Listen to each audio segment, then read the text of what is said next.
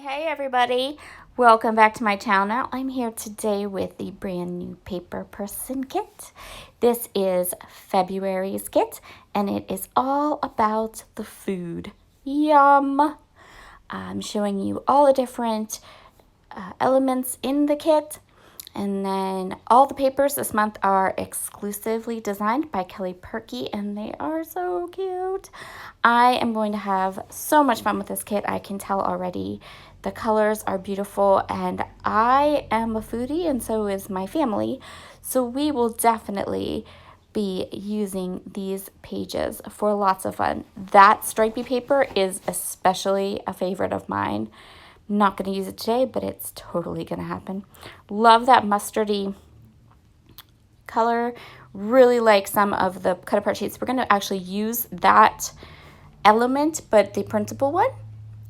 So cute. We're also going to use that home baking one as well. Okay, so let's get started. I'm going to be creating an 8.5 by 11 layout today. Oh, and I forgot I got some add-ons too. Okay, so my add-ons. I ordered this fun extra stamp set about online food recipes and blogging food recipes, celebrity chefs, things like that.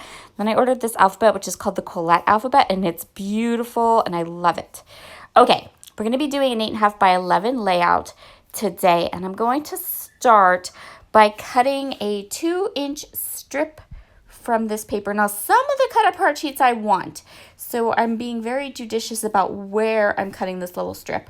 But the back side of the strip had this really fun grin pattern, and I really wanted to use it on my page today. So what I'm going to do first is we are going to put 4, that's right, 4 pictures on this 8.5 by 11 scrapbook page.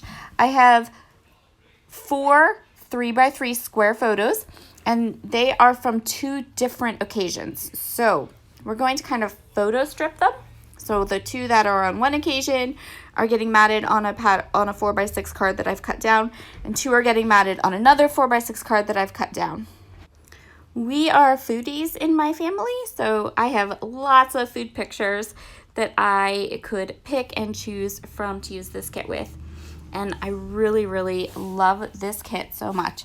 So it's going to be a little bit hard, but I'm hoping I can do my 2 layouts and kind of get maybe even a couple more in. So I have this 2-inch strip from this grid paper, and I'm going to go ahead and ink up the edges. I am just using some Distress Oxide ink in Vintage Photo, and I figured that that would help, because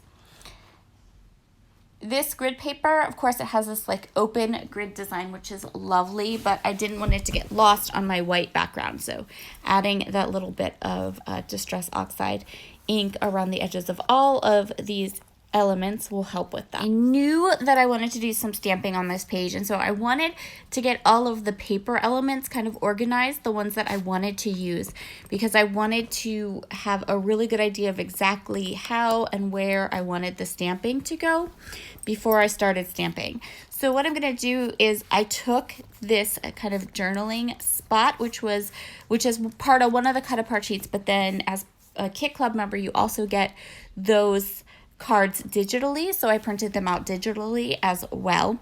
And I'm just going to fussy cut around the journaling spot to make it a little bit smaller. And then it can kind of nestle down in that lower corner. And then the top corner, I know I want to put my title up there. So what I did was I took that home baking 3x4 card and just, again, kind of went ahead and trimmed it up a little bit. And then what I'm going to do is I'm going to take this dark 3x4 card, and I'm going to take the white alphabets that came in the kit, and I'm going to spell out lemon cake. Both of these photos are of my youngest son baking his favorite treat, which is a copycat Starbucks recipe that I got online for lemon cake. So it doesn't always turn out perfect, but it always tastes delicious, and I always just let him bake it when he wants to. So I have these 4 photos of him baking his lemon cake on 2 separate occasions. And I'm just gonna go ahead and I'm gonna trim down so we just have the words lemon and cake on their own little blue background. And then I know I want to kind of attach them to that home baking piece that I have there. And so that will become the title, which will be Home Baking Lemon Cake. And then what I'm going to do is I'm going to kind of tack them down with just a little bit of the glue. And then I'm grabbing my tiny attacher to staple them all together. I liked the look of the staples, and I knew it would keep all those elements together the way that I wanted them so that I could kind of destroy all of this and stamp. Right? So that's what I'm going to do. I'm going to pull everything off now. I know where my elements are going to go. I figured out where I want to stamp and what I'm going to stamp. So I went ahead and I grabbed my blackjack ink, my icing on the cake ink, juniper mist, and sauna from Catherine Pooler. I couldn't find a Catherine Pooler color that I have that was a good match for the orangey red color that's in this kit. So we're going to add that orangey red color in another way without the stamping, and we are going to do the stamp with the other 4 colors. I chose blackjack ink instead of gray ink, or instead of black ink, because I didn't want something really harsh. The tones of the colors in this collection, I really felt like I didn't want that stark black, especially since I'm going to be stamping both images that I'm then going to fill with color and also typography or those types of stamps. So I'm going to go through the stamp set and I'm going to pull everything off that I think I can use from both of the food stamp sets. And then I'm going to create this whole stamped pattern onto that grid paper. I'm alternating the colors and I am alternating what stamps I'm using. Some of them are going off of the edge, which allows them to give that look of being a pattern paper that has been cut down. And I'm just going to create my own kind of pattern using all of these stamps. I pulled everything that was relevant to baking at home. So we have some words that say made from scratch, fresh from the oven, home cooking, things like that. And then we also have a couple of elements like a dozen eggs and a little mixer. I'm not doing the fill-in stamps yet. I'm starting with just the pattern and the basic stamps, and then I can come in with the color and stamp the insides of the eggs and the mixers. So once I had the juniper mist and the icing on the cake and the blackjack, all the typography printed, then I'm going to come in with the sauna, and I'm just going to use the sauna as the pop of color. So the sauna, I'm using the fill-in stamp set for the mixers and the eggs, and that's where we're going to get our little pop of yellow. And then the grid on this pattern paper is orangey red color, and then I'm going to add, when I do the layout, a couple of the little labels to pull in a little bit more of that orangey red color. So there is that patterned stamped border all done, and now what I'm going to do is I'm going to stamp a couple kind of loose. So I'm going to stamp some mixers and some eggs, use the fill-in stamps for some different colors, and kind of create a couple of my own embellishments that I can kind of scatter and add to the page. And I fussy cut those. Kelly Perky doesn't have coordinating dies in her shop, which is totally fine because her images are generally quite easy to fussy cut, and they were in the case of these mixers and eggs for sure.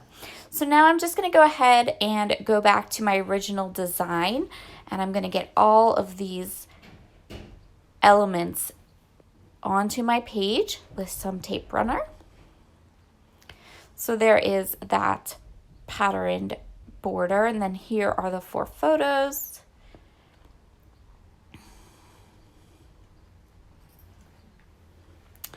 And then I'm going to go ahead, and I've done my journaling on that red box, that orangey red box, and I have my title here. And this is what I'm going to do. So to add a little bit more red to this layout, since I couldn't find a a good Catherine Pooler match to that red, I'm going to go ahead and use the red labels to add a little more red. That way my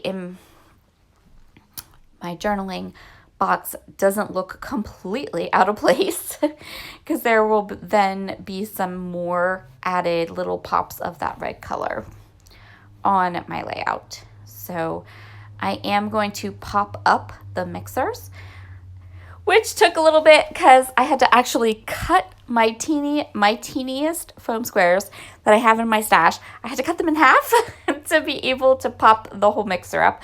But it is such a nice look to have that difference of dimension, especially when you have so much stamping on a page.